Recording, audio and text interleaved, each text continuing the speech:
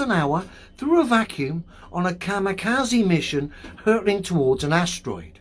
We join the action when they're 668 miles away from impact, like I say, doing 14,000 miles an hour. We're going to look at a short clip, and again I'm going to highlight the obvious problems. And I'll start with, at a distance, the asteroid or asteroids look like computer graphics.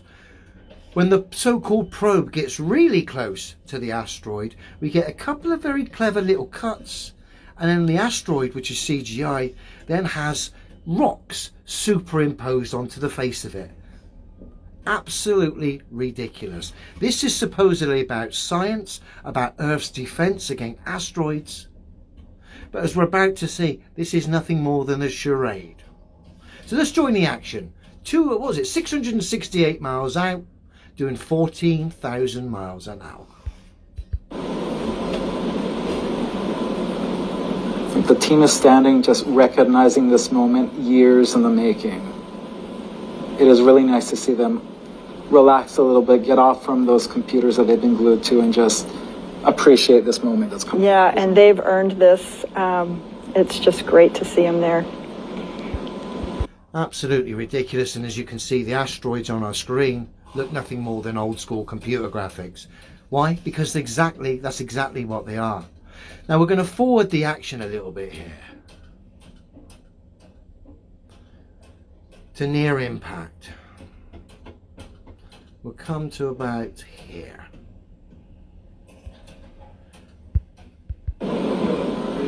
Oh my goodness, look at that.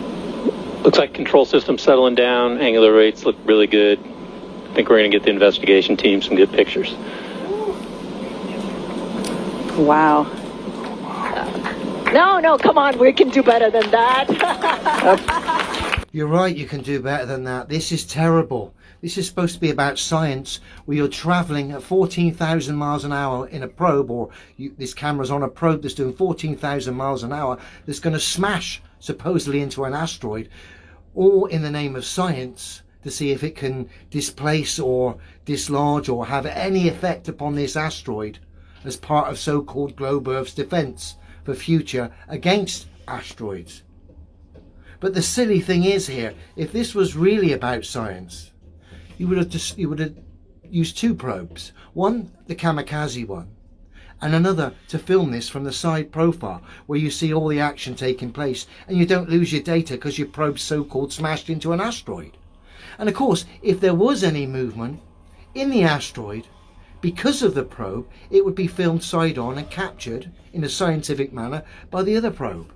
But as we're about to see, we don't get any of that, which in itself highlights the absurdity of this, because this is going to supposedly smash into the asteroid at 14,000 miles an hour. You're not going to get any data regarding whether or not this asteroid moved. Not that this is real anyway, but I'm just taking it, just believing them for a second and still highlighting the absurdity.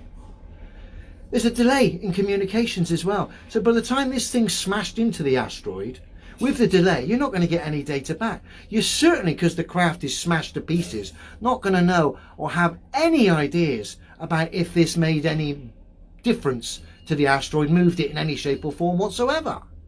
Which again highlights the absurdity of this. And like I've said previously, these NASA engineers, these people who work at NASA, are grown adults whose minds never ever return from Disney World. Look. Starting to see those individual boulders there. You can see shadows of the various rocks on the surface. Impact. It's amazing, guys. Oh my goodness, look at that. Unbelievable. Yeah. Yeah, it is unbelievable. Absolute tosh. Computer graphics for a while. Then it changes to a computer graphic with like an image of rocks superimposed onto the top of it, disguised cleverly in a little jolty cut, as we're about to see. 33. Looks to me like we're headed straight in.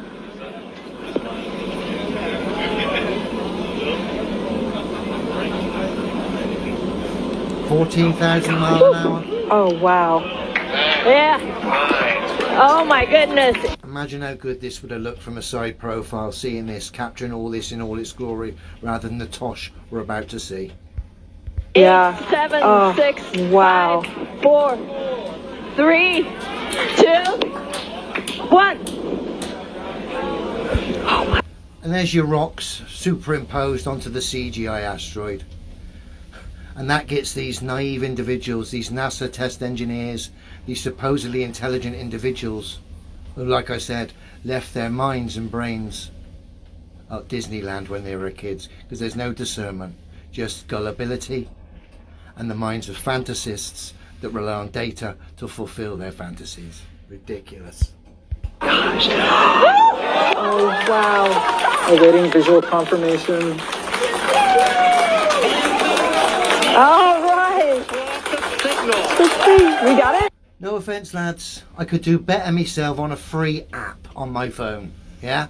Like I say, if this was real, you would have filmed this with another probe from the side on, which would have been much more scientific, far superior to this footage, and of course meant you would have actually got some data. Because there's no way with a delay, if this was real, that you'd get any data back about what difference this probe meant hitting this asteroid anyway, even if this was real. None. Waiting.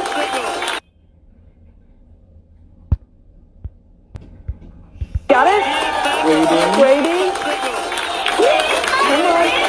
And we have impact. A giant And that's the confirmation of impact. Billions of dollars. And this is the confirmation of impact. This is what drives people wild in the control room of NASA. And this is how easy it is to fool gullible individuals.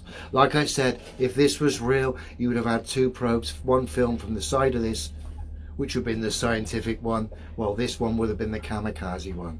They didn't do that because it's not about science. It's a charade to fool naive individuals in the NASA control room, and even more gullible, naive individuals that actually watch and believe this tosh.